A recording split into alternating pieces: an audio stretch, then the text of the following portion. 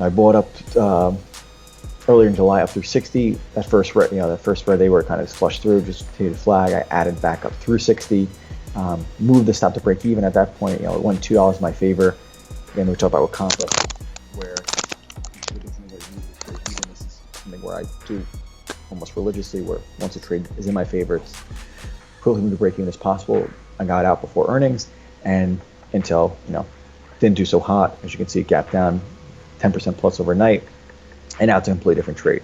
So this is something where, had I not gone out to earnings, which is something that we always harp on, I would have been stuck in Intel down 10-15%. I've been trying to work my way out of it, where now I'm out break even, and I can buy for 52 in a few weeks or a month or whenever it's ready again.